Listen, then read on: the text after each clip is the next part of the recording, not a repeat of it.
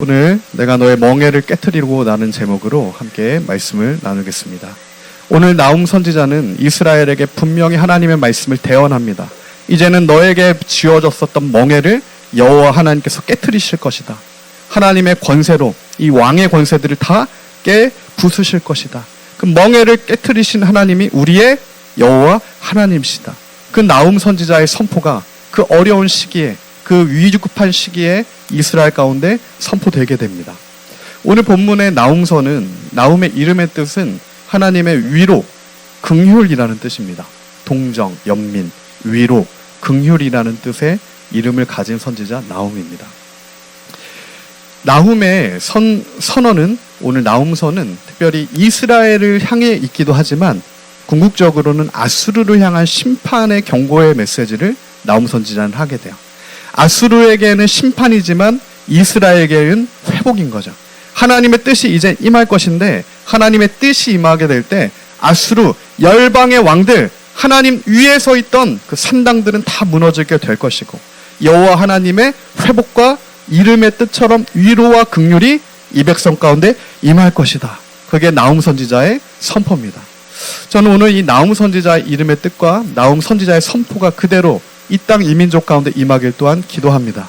하나님께서 이제는 70년 흑암의 결박을, 북한 땅의 그 결박을 이제는 끊어주시고, 그 멍에를 풀어주시고, 위로의 하나님, 긍휼의 하나님께서 이제는 이 땅의 왕으로 임하시기를 우리가 합심하여 이 시기에, 이 위급한 시기를 통과하는 이 시기에 중심으로 마음 다해 기도해야 될 줄 믿습니다. 선지자 나움은 궁극적으로 아수르, 이 니느웨 사람들의 회개를 촉구했습니다. 하나님께서 너희를 심판하신다.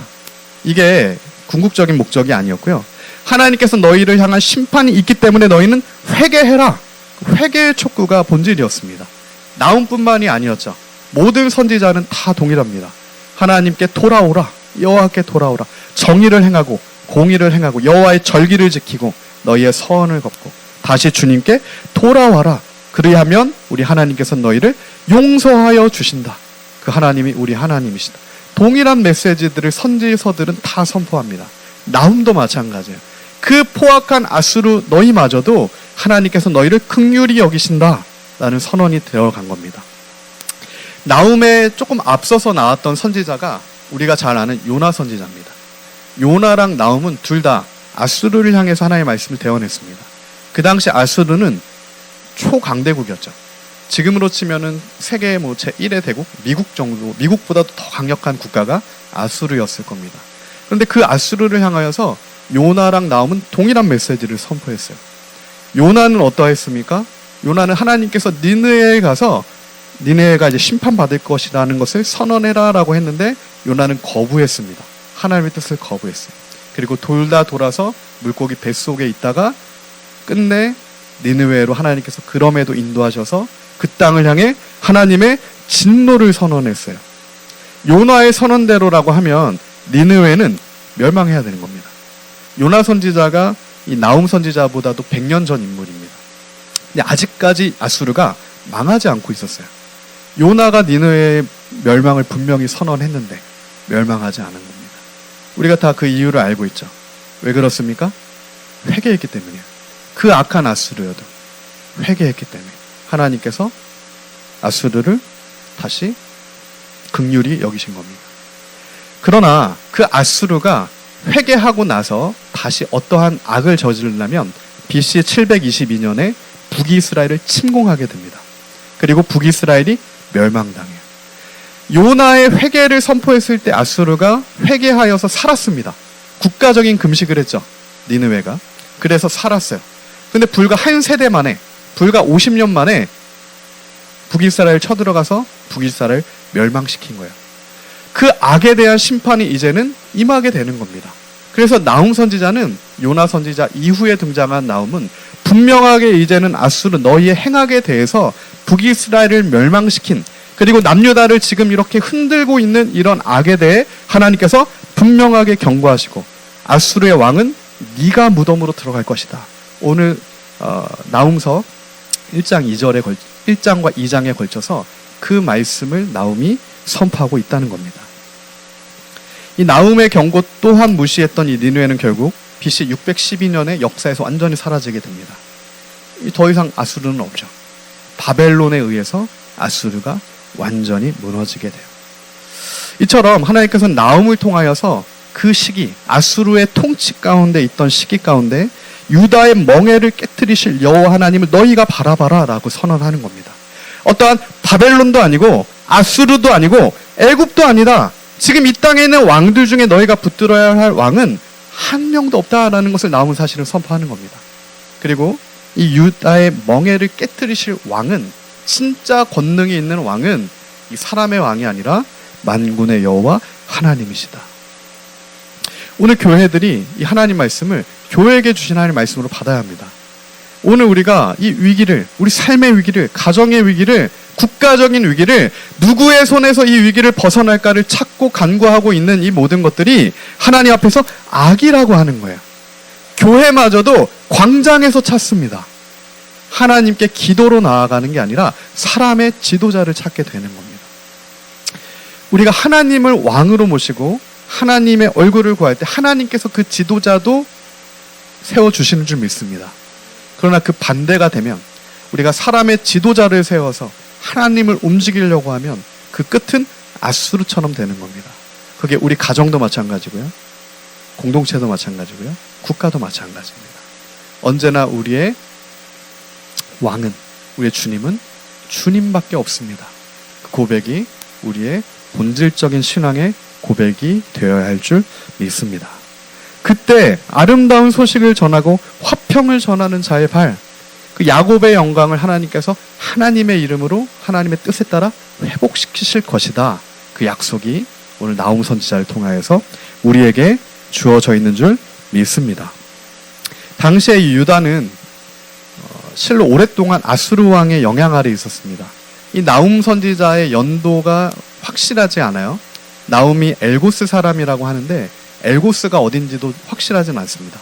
그래서 성경학자들은 혹 이 엘고스가 북이스라엘이 멸망하고 나서 이 나훔이 북이스라엘 사람이 아니었을까 이렇게 말하는 학자들이 많이 있어요. 그래서 이 나훔 선지자는 히스기야 시대와 히스기야의 아들 므낫세 시대, 그 히스기야와 므낫세 시대를 관통하는 선지자입니다. 그 앞선 이사야의 바통을 이어받은 선지자라고 볼 수 있어요. 그렇기 때문에 이 유다는 당시에 모든, 히스기야도 마찬가지고 모든 백성이 아수르의 멸망을 고대했습니다. 아수르의 영향 아래 있었기 때문에. 오히려 바벨론은 괜찮다. 그래서 친바벨론 정책을 펼쳐요. 아수르만 멸망하면 괜찮다. 이런 생각을 갖고 있습니다. 그래서 사실은 그 산당들도 제하지 않아요. 그 중심을 새롭게 하지 않습니다. 히스기야는 정말 하나님의 얼굴을 구하며 기도해서 나라 민족이 살았지만 백성들까지 다 회개하진 않습니다. 그래서 결국 하나님께서 어떻게 하셨습니까? 죄가 청산되지 않았던 기도 응답이 어떻게 됩니까? 또 다른 화가 임하게 되는 거죠.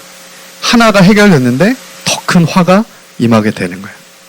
바벨론이 출현합니다. 그리고 남유다는 아수르는 피했지만 결국 바벨론에 의해 BC 586년에 남유다가 멸망하게 된다는 것을 우리가 볼 수가 있어요. 이 말씀을 통해 오늘 우리가 깨달아야 할 것은 무엇인가? 우리의 중심에서의 회개와 회복이 먼저라는 겁니다. 어떠한 어려움과 위기 앞에, 그게 가정의 문제든 공동체의 문제든 심지어 국가와 나라와 민족의 위기의 문제든 이 현상을 우리가 피하는 게 본질이 아니고요. 우리가 주님 앞에 진정으로 회개하여서 거룩한 마음으로 하나님의 뜻대로 서는 게 본질이라는 거예요. 그때만 우리가 지금의 화도 피할 수 있고요. 그 다음에 예비되어 있는 죄가 청산되지 않았을 때 올 수밖에 없는 심판 역시 피할 수가 있는 겁니다. 그것이 하나님의 우리를 향한 긍휼임을 우리가 믿습니다. 그것이 하나님의 우리를 향한 위로임을 우리가 또한 고백합니다. 그 아름다운 소식이 오늘 우리 귀에 들리고 있는 거예요. 예수 그리스도 십자가 보혈의 능력의 생명의 소식입니다. 이 아름다운 소식이에요. 이 아름다운 소식이 시온산에서부터 하나님의 백성들을 향해 선언이 됩니다. 그게 아수르든 그게 바벨론이든 그게 애굽이든 그 누구든 그 어떤 산당을 지었든 심지어 바벨탑을 세웠든 너희가 듣고 회개하고 예수님을 붙들고 다시 예수님만을 나의 삶의 구세주로 우리가 모신다면 너희는 회복될 수 있다. 그 말을 선지자들이 하는 겁니다. 나홈 선지자는 그것을 선언하고 있는 거죠. 성경에 보면 이 나홈과 마찬가지로 이 하박국서를 보면 하박국 3장 2절에 보면 하박국이 이렇게 고백합니다. 그 여호와의 진노 앞에, 임박한 여호와의 정말 진노 앞에 주님의 긍휼 구하는 기도를 하박국 선지자가 하게 되는데 하박국 3장 2절이에요. 여호와여, 내가 주께 대한 소문을 듣고 놀랐나이다. 여호와여, 주는 주의 일을 이 수년 내에 부응하게 하옵소서. 이 수년 내에 나타내시옵소서. 진노 중에라도 긍휼을 잊지 마옵소서. 하박국서를 우리가 이렇게 기쁜 선지서로 많이 알고 있습니다. 양떼가 없고 소떼가 없어도 나는 여호와로 찬양하겠다. 이 하박국의 선언이죠. 그러나 하박국서는 여호와의 소문, 하나님이 임하신다라고 하는 소문, 이 소문을 듣고 창자가 끄집어내는 엄청난 놀라움을 갖고 있는 거예요. 하박국 3장 16절이에요. 내가 들었으므로 내 창자가 흔들렸고 그 목소리로 내 입술이 떨렸도다. 무리가 우리를 치러 올라오는 환난 날을 내가 기다림으로 썩이는 것이 내 뼈에 들어왔으며 내 몸은 처소에서 떨리는도다. 이 놀랍고 떨리는 고백을 하박국이 하는 겁니다. 근데 우리가 부흥을 얘기할 때 성경에는 부흥이라는 말이 없습니다. 성경에는 부흥이라는 말이 없어요. 유일하게 부흥이라는 말이 나오는 성경이 하박국 3장 2절입니다. 방금 전에 읽었던 수년 내 부흥케 하옵소서. 이게 부흥이에요. 부흥의 본질이죠. 16절을 보면 이 부흥은 무엇입니까? 잘 되는 게 부흥이 아니라는 거죠. 하나님의 뜻이 임하는 게 부흥이에요. 그 진노의 날이 임하였을 때 진노 중에라도 긍휼을 베풀어 주십시오. 이게 부흥입니다. 우리는 그 주님의 부흥 안에 있어야 됩니다. 주님의 이 땅을 향한 심판이 임할 때 우리는 주님의 긍휼을 얻는 백성 가운데 있는, 이게 내 삶의 진짜 부흥이라는 거예요. 그것은 예수 그리스도를 아는 자들만, 주님을 아는 지혜가 있는 자들만, 주님께서 주님의 그 말씀을 조명해 주신 사람들만 그 부흥을 경험할 수가 있는 겁니다. 환난 날에 같이 환난 당하는 것이 아니라 환난 날에도 야곱의 하나님의 영광을 보게 되는 자들, 환난 날에도 심판 날에도 피할 길을 주님께서 내어 주시는 자들, 그게 여호와의 부흥 가운데 거해 있는 자들이에요. 우리는 그 부흥을 사모합니다. 수적 부흥이 아니에요. 광장에 200만이 모인다고 되는 게 아닙니다. 3사람, 4사람이 모이더라도, 다니엘과 3 친구가 모이더라도 진실된 사람 가운데 하나님이 함께 하실 줄 우리가 믿습니다. 이 남유다의 진노가 확정된 거죠. 하박국의 선언처럼, 그리고 오늘 나훔의 선언처럼 남유다의 진노는 확정되었지만 또한 긍휼 역시 확정된 겁니다. 진노와 긍휼이 함께 있는 거예요. 항상 하나님의 뜻은 함께 있습니다. 심판하시는 하나님, 그리고 그 가운데 남은 자를 살리시는 하나님. 그래서 우리는 하나님의 심판에 주목하는 것보다는 우리가 심판을 피할 자가 돼야 되는 게 더 중요한 거예요. 하나님의 이 정말 다시 오실 예수 그리스도는 심판자로 오십니다. 확실해요. 그 너무나 자명해요. 그것을 안다고 심판에서 피하는 게 아니랍니다. 그것을 아는 자들이 수많은 심판 가운데 들어갈 거예요. 알고 있었던 자들이 심판이 왔을 때 정작 심판 당할 사람들이 많습니다. 근데 그 심판 때 심판을 피할 사람은 누굽니까? 주님의 긍휼을 붙들고 있던 자들이에요. 하나님의 백성들입니다. 주님만을 붙들었던 자들은 그 심판 가운데서도 구원을 얻게 된다는 거죠. 그것이 다니엘과 히스기야와 느헤미야 같은 하나님의 사람들의 중심이었습니다. 오늘 그 중심이 우리의 중심이 돼야 돼요. 나훔 선지자의 선언을 듣고, 하박국의 선언을 듣고, 이사야의 선언을 듣고, 예레미야의 선언을 듣고, 이 다니엘과 히스기야, 느헤미야 반응, 기도의 자리로 나갑니다. 다니엘도 기도하고요. 예레미야서를 읽다가 깨달아 기도하고요. 히스기야, 이사야의 선언을 듣고 사내립이 쳐들어왔을 때 기도의 자리로 나갑니다. 느헤미야, 기도로의 자리로 나가죠. 회개 기도로 나가요. 이들에게는 하나님의 영이, 성령 하나님께서 함께 하신 거죠. 하나님의 지혜가 임한 백성들이었습니다. 성경에서 이 하나님의 지혜는 이 샤칼이라고 하나님의 지혜는 특별한 지혜입니다. 하나님을 아는 지혜고요. 하나님이 함께 하시는 지혜가 히브리어로 샤칼이라는 지혜예요. 주지하지만 이 샤칼은 솔로몬은 못 받았습니다. 그래서 우상숭배로 나간 거예요. 똑똑했지만 지혜는 없었다고요. 현명했지만 하나님을 알지 못했습니다. 솔로몬은. 그러니까 우상숭배로 간 거예요. 그러나 다윗은 이 샤칼의 지혜가 있었어요. 하나님을 아는 지혜가 있었습니다. 그래서 그의 삶은 형통했던 거예요. 이 샤칼의 지혜가 여호수아 1장 7절부터 8절에 나옵니다. 여호수아에게 주님이 미리 말씀해 주셨어요. 모세와 여호수아에게. 여호수아 1장 7절과 8절입니다. 오직 강하고 극히 담대하여 나의 종 모세가 내게 명령한 그 율법을 다 지켜 행하고 우로나 좌로나 치우치지 말라. 그리하며 어디로 가든지 형통하리라. 이 율법책을 내 입에서 떠나지 말게 하여 그 주야로 그것을 묵상하여 그 안에 기록된 대로 다 지켜 행하라. 그리하면 내 길이 평탄하게 될 것이며 내가 형통하리라. 이 형통이 샤칼입니다. 동일한 단어예요. 하나님께서 다니엘에게 지혜를 주셔서 깨닫게 하셨다. 이때도 샤칼인데요.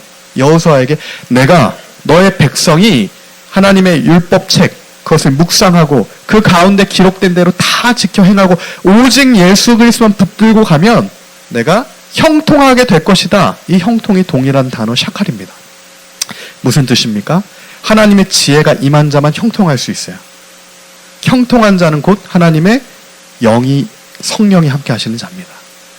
오늘 우리가 다른 것을 먼저 구하면 안 된다는 거죠. 먼저 하나님이 우리와 함께 하셔야 됩니다. 하나님이 우리와 함께 계시면 우리는 형통할 수 있는 거예요. 근데 우리가 형통을 산당 삼으면, 형통함을 우상 삼으면, 형통하기 위해 모든 인간의 방법을 다 끌어모으면 그 형통은 결국 사망으로 인도하는 길이 된다는 겁니다. 그것이야말로 넓은 문이라는 거예요. 형통을 향해 추구하며 나아가는 길은 넓은 문이고 넓은 길이고 심판의 길입니다. 오늘 우리가 가야 할 길은 예수 그리스도의 좁은 문과 좁은 길인데 그 길은 하나님을 아는 지혜로 형통하게 되는 진짜 형통이 있는 인생이라는 거예요. 저는 우리의 모든 삶과 인생이 전자가 아니라 이 후자의 복된 인생이 되길 원합니다. 여호와를 경외하는, 주야로 주의 말씀을 묵상하는, 좌로나 우로나 치우치지 말아라. 오직 하나님의 말씀대로 살아라. 그리하면 너에게 지혜가 임하고 너는 형통하게 될 것이다. 그게 주의 백성들에게 주께서 말씀하시는 거예요. 다윗은 이걸 알았습니다. 하나님과 동행했기 때문에. 하나님을 향한 중심이 있었기 때문에 다윗은 이걸 알았어요. 그래서 열왕기상 2장 3절에 다윗이 아들 솔로몬에게 신신당부를 합니다. 하나님의 성전은 솔로몬이 지은 게 아니죠. 그 성전의 조감도, 계획도, 설계도는 다윗이 다 받은 겁니다. 다윗의 사라 성전에 솔로몬 성전에 필요한 것을 다 모아놨어요. 솔로몬은 시공만 한 겁니다. 그 다윗이 솔로몬에게 경고하면서 부탁하는 거예요. 열왕기상 2장 3절입니다. 이 여호수아 말씀을 다시 다윗이 얘기해줘요. 내 하나님 여호와의 명령을 지켜 그 길로 행하여 그 법률과 계명과 율례와 증거를 모세의 율법에 기록된 대로 지켜라. 그리하면 내가 무엇을 하든지 어디로 가든지 형통할지라. 아멘. 열왕기상 2장 3절에서 다윗이 솔로몬에게 마지막 유언으로 해준 말입니다. 하나님 말씀대로 가라. 그러면 네가 어디로 가든지 그리고 무엇을 하든지 너의 삶이 형통할 거다. 이게 하나님 백성의 삶이 되어야 된다는 거죠. 우리가 어디로 가든지 주의 뜻대로 우리는 갈 수밖에 없는 인생이 되어야 하는 거죠.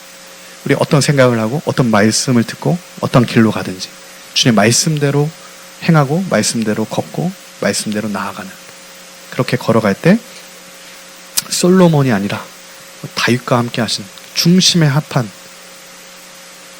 그 사람이 또한 우리가 될 줄 믿습니다.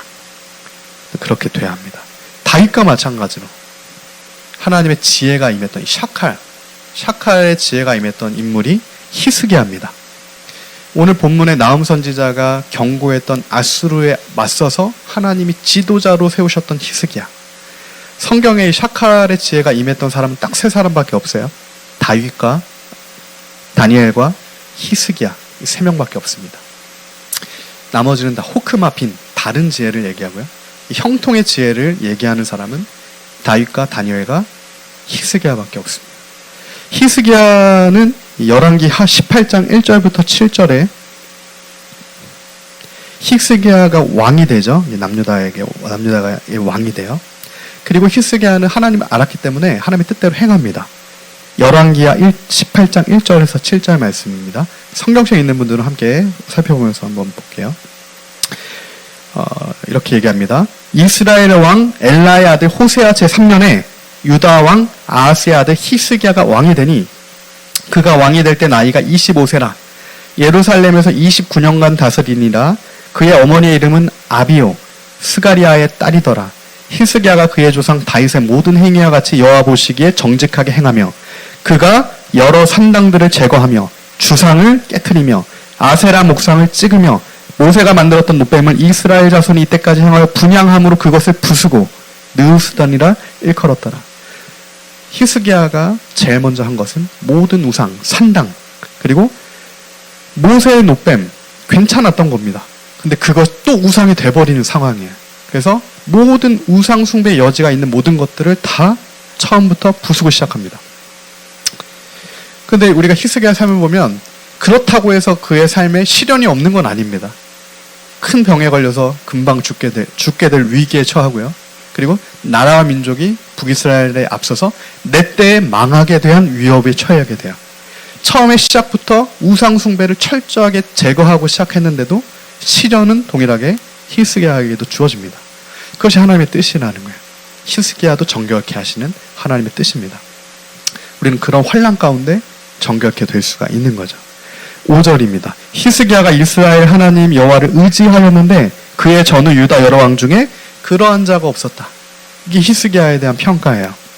하나님만 의지했던 왕, 유다 왕 중에 그런 자가 전후에 없었다. 곧 그가 여호와께 연합하여 그에게서 떠나지 아니하고 여호와께서 모세에게 명령하신 계명을 지켰더라. 이게 핵심입니다.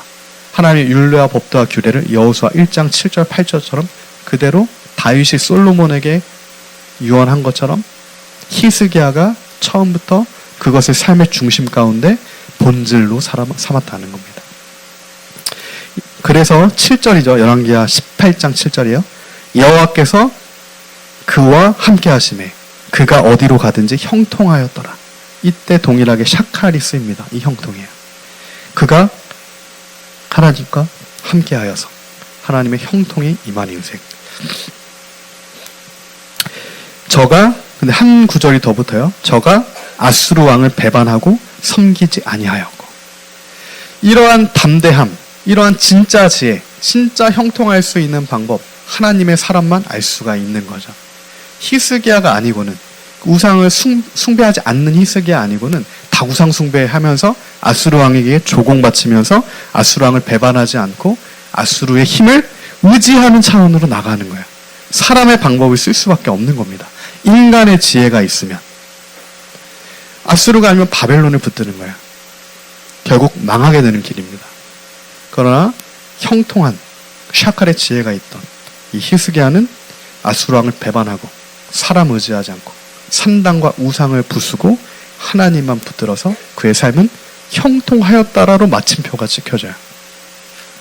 그 당시에 아수르 왕을 배반한다라고 하는 것은 모든 산당과 우상을 다 없애는 게 곧 아수르 왕을 배반하는 게 되는 거예요. 그러니까 같이 연결되어 있는 겁니다.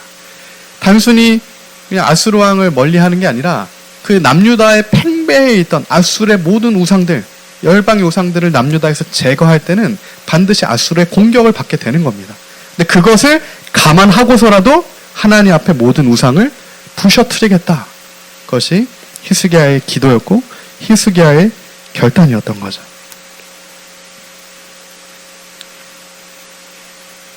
그때 열왕기하 18장 22절입니다. 이어서 성경은 얘기해요.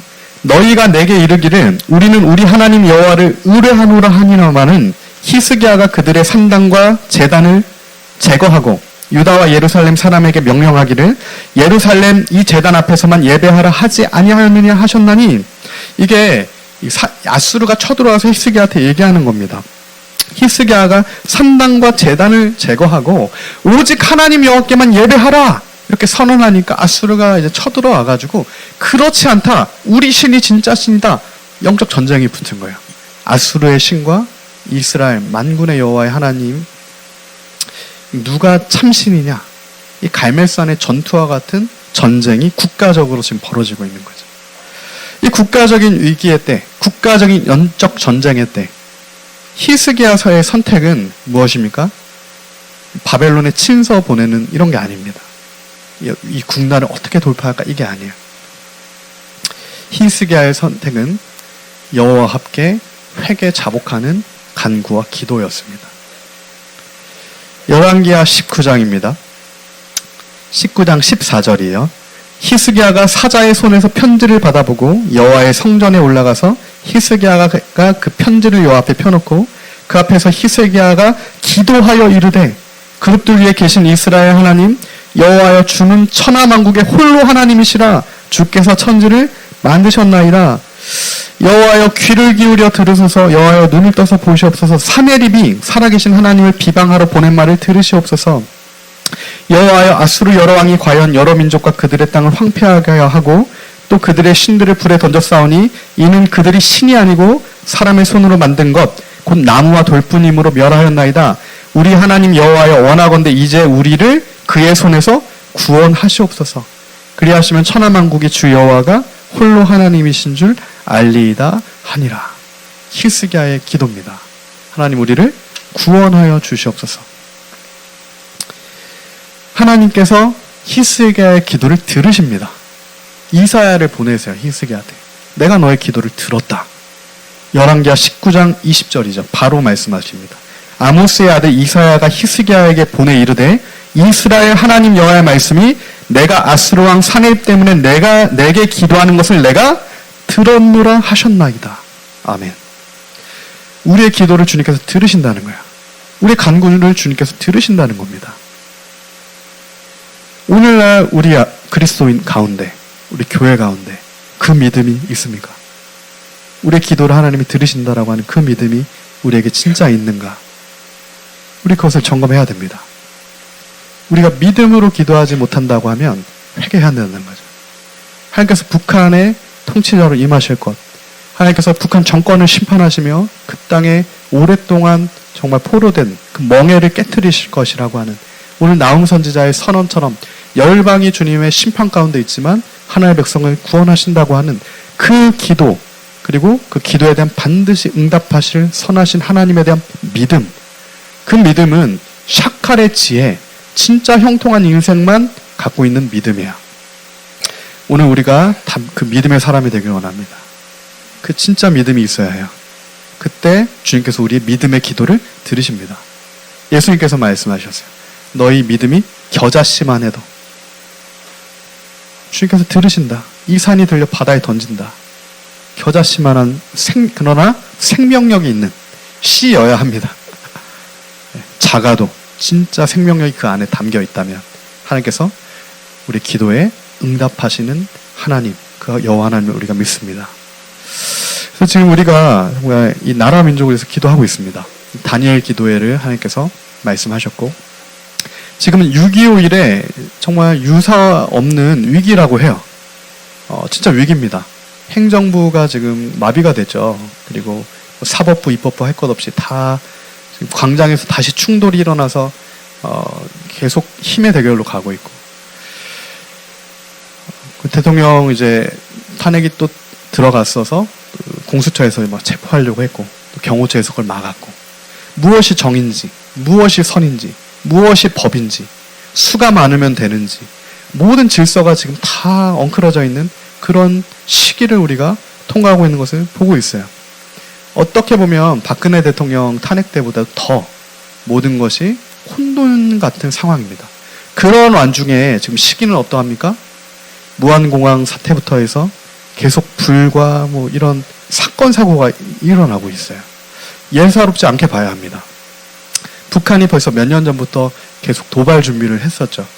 1년 전부터는 군사력을 최전선에 배치해서 여러 무인 항공기를 보내면서 여러 사실 도발 준비를 했습니다. 그 우리나라는 지금 전쟁이 끝난 게 아니에요. 휴전 상태입니다. 언제 사실은 이 북한 이 전체주의 세력에게 삼켜져도 이상하지 않을 나라.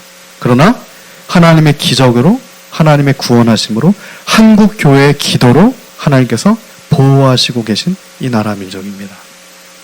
우리가 그것을 분명하게 봐야 한다는 겁니다. 지금 우리에게 필요한 것은 다시 믿음의 기도임을 우리가 믿습니다.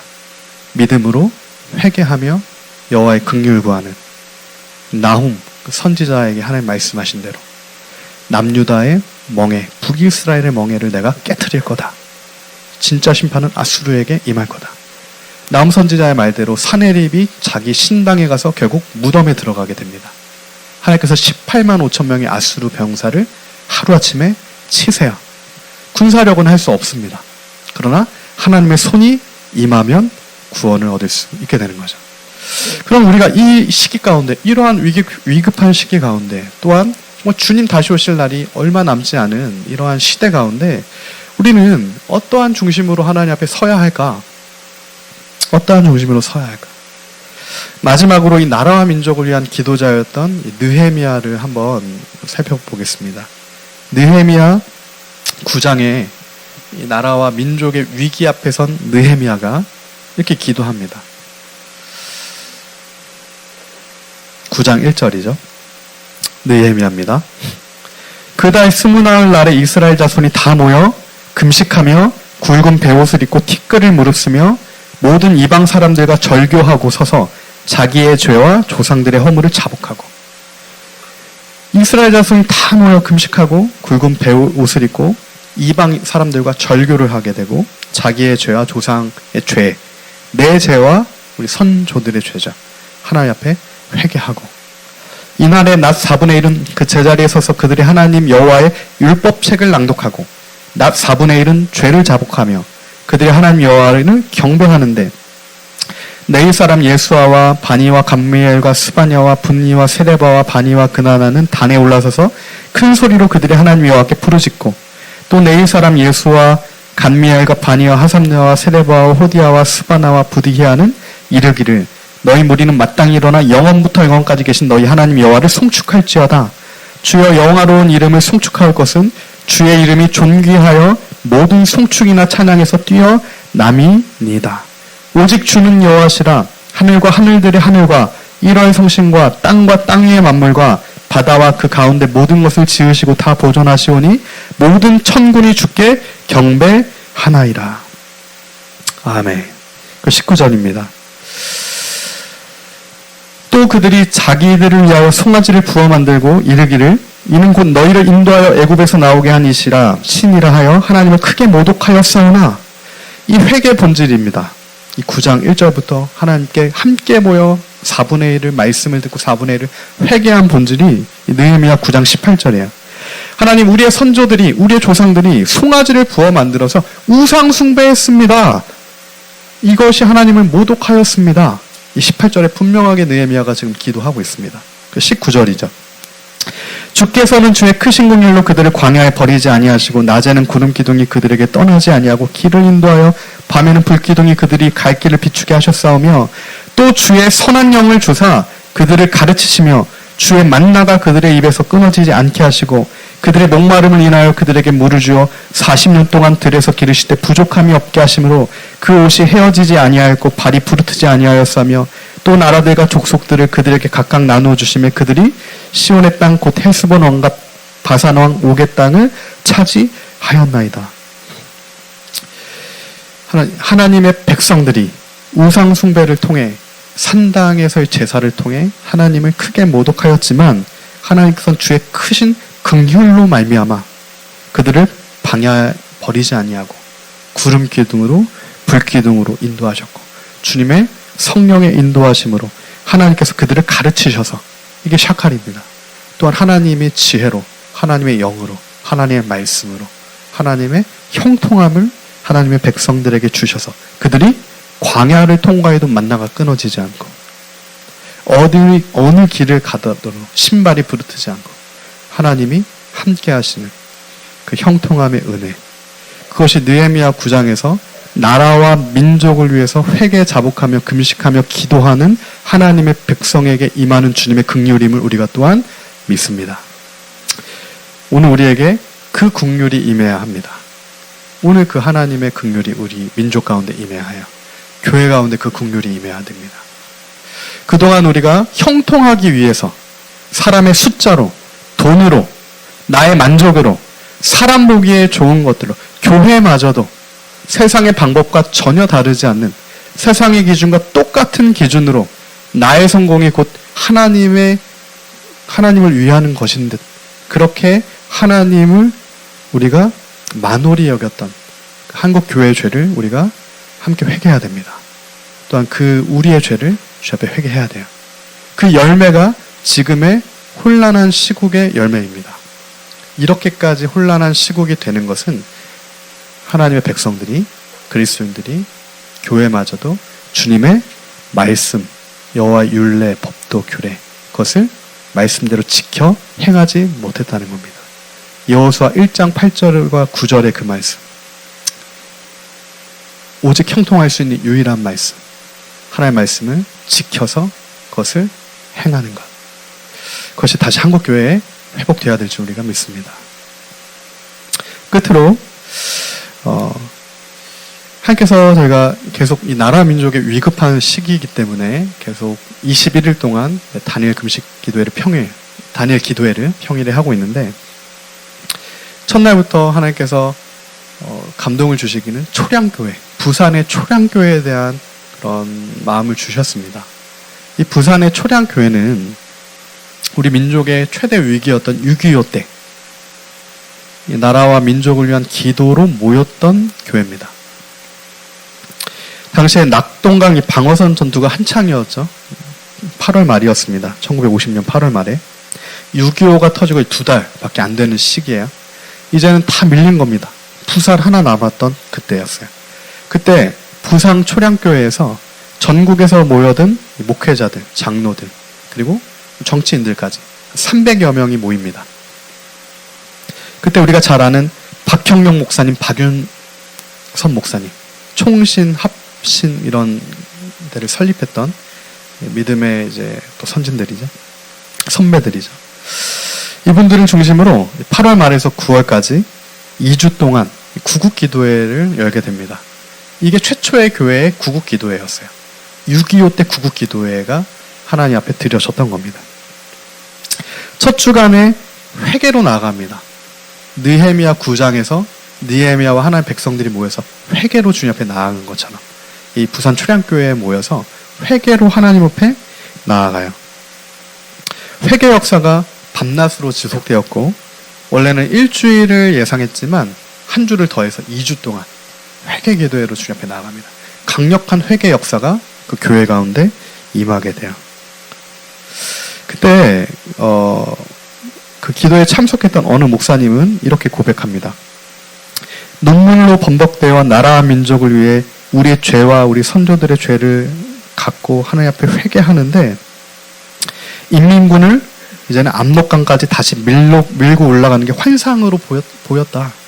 올라가는 것 같았다, 기도하는데. 그만큼 영적인 정말 기도였고, 영적으로 위급한 시기에 필요한 기도였다.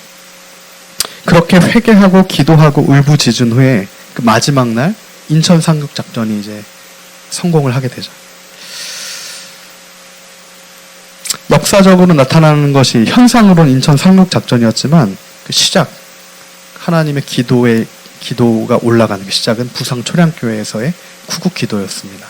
그 기도가 인천 상륙 작전의 성공으로 이어진 거고, 이 민족을 하나님께서 사네립의 손에서 남유다 히스기야의 기도를 들으시고 구원하신 것처럼 부산 초량교회에 모여서 이 나라와 민족을 위해서 눈물로 회개하며 기도했던 우리 기도를 들으시고, 하나님께서 인천 상륙작전이라고 하는 5,000분의 1이라고 하는 세계사 유례가 없는 확률의 성공을 이룬 하나님의 보호하심과 하나님의 손이 이 민족을 구원하셨던 그 은혜가 우리에게 있습니다.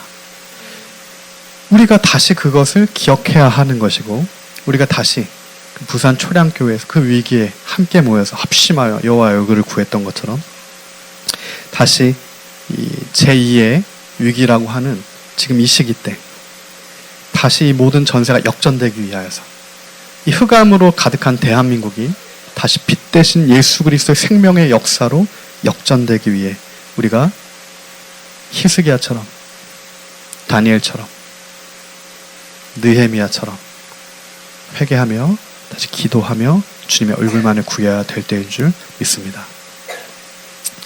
지금은 북한이 무너지기 얼마 안 남은 시기입니다. 그렇기 때문에 그 직전에 앞서서 가장 치열한 영적 전쟁이 일어나고 있습니다. 그렇기 때문에 우리가 이 어두운 혼돈 가운데 혼돈에 주목하면 안 됩니다. 어떻게 하면 이 혼돈을 풀 수 있을까? 사람의 어떤 방법을 구하면 안 돼요. 모두가 혼돈되는 상황입니다. 국가가 그렇기 때문에 개인도 흔들리는 시대야. 가정도 그렇고요. 교회들도 그렇습니다. 다 혼돈의 혼돈이에요. 하나님 말씀보다는 유튜버의 말을 더 신뢰하는 시대입니다. 믿음이 없는 거죠. 그럼 우리는 하나님 말씀을 믿어야 합니다. 나훔에게 분명히 말씀하셨어요. 내가 너희의 멍에를 깨트리겠다. 하나님께서 북한 땅의 멍에를 깨트리실 것입니다. 하나님께서 반드시 아수르와 같은 이 악을 심판하실 것이고 이 민족 가운데 멍에를 깨트리셔서 이제는 그 구원의 빛을 비추어 주실 것입니다. 우리가 그 믿음으로 그 소망을 회복하여서 소망의 기도로 믿음의 기도로 진짜 중심의 기도로 다시 이 나라와 민족과 이 민족을 살리는 기도로 주님 앞에 나아가게 되기를 소망하며 예수님의 이름으로 축복합니다. 이제 우리 합심하여 기도하며 나아갑시다.